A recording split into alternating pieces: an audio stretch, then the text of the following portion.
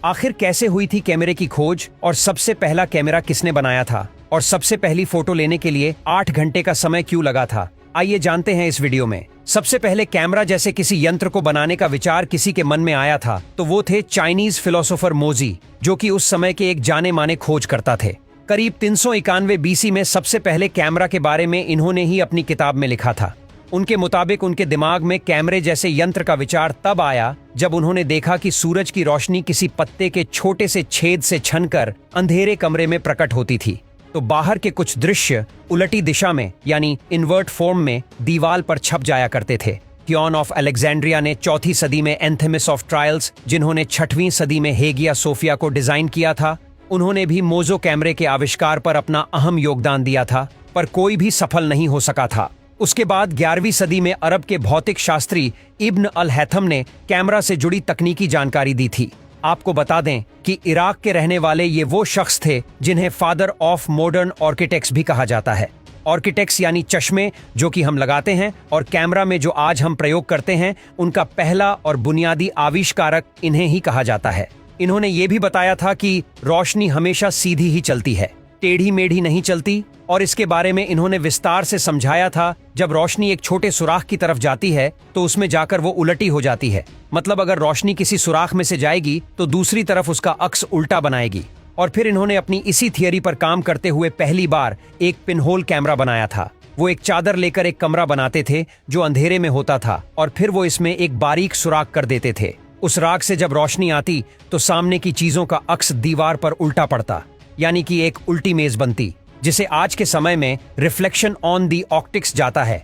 और इसी थियरी से उन्होंने ऑप्टिक्स की अहम खोज कर ली, जिसका इस्तेमाल करके आंखों की रोशनी का इलाज किया जाता है कि आंखें कैसे काम करती हैं, और अगर आंख कमजोर हो जाए तो इन्हें कैसे शीशे के जरिए सही किया जा सकता है। इसके बाद तकरीबन 1490 में इटली के महान चित्रकार और खोजकर्ता लिनार्डो द विंची कैमरा पर काम कर रहे थे, और इमेज को ट्रेस करने का तरीका उन्होंने ढूंढ लिया, जिसके कुछ सालों के बाद कैमरा के आविष्कार में तेजी दिखाई दी। और फिर सन 1685 में जॉन जेन ने भी कैमरा के आविष्कार में अपना योगदान दिया और एक पोर्टेबल कैमरा को डिजाइन कर लिया, पर वो पूरी तरह से सफल कैमरा बनाने में कामयाब नहीं हो सके।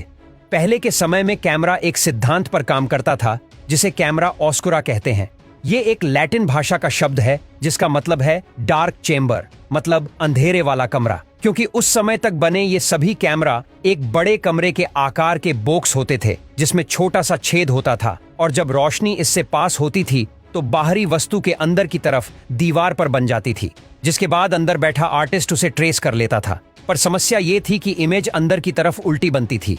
लेकिन बाद में 18वीं सदी में शीशे का प्रयोग करके इस समस्या को भी सुलझा लिया गया था, और आधुनिकता और बदलते युग के साथ कैमरा के आकार छोटे होते चले गए, साथ ही मॉडल भी बदल गए। और बात करें आधुनिक कैमरा की तो दुनिया का सबसे पहला कैमरा वर्ष 1824 में जोसेफ नेफ्सी ने बनाया था। उन्होंने ही दुनिया की पहली फोटोग्राफी की थी। नेफ्सी ने एक कांच की प्लेट पर लेवेंडर ऑयल लेप किया और इस प्लेट को सूर्य के प्रकाश में रख दिया, और कुछ घंटों के बाद उन्होंने इस प्लेट को लेवेंडर और पानी से साफ कर दिया। इसके कारण कांच की प्लेट पर एक नेगेटिव प्राप्त हुई। ने इस प्रक्रिया को हेलियोग्राफ कहा, जिसका अर्थ है सूर्य की उत्पत्ति में चित्रण करना। इस कैमरा तकनीक में एक और सबसे बड़ी समस्या ये थी कि फोटो खींचने में काफी समय लगता था, और खींची हुई फोटो भी कुछ समय तक रहती थी। उसके बाद साल 1845 में लुइस देगुरे ने दुनिया का पहला व्यावहारिक कैमरा डिगुरियो टाइप बनाया था। उन्होंने जोसेफ नेफ्सी के कैमरा में सुधार करके ये कैमरा बनाया, परंतु इस कैमरा से फोटो नेगेटिव प्राप्त नहीं होती थी। इसी प्रॉब्लम को दूर किया विलियम हेनरी फोक्स ने, जिन्होंने वर्ष 1839 में केलो टाइप नामक कैमरा का आविष्कार किया।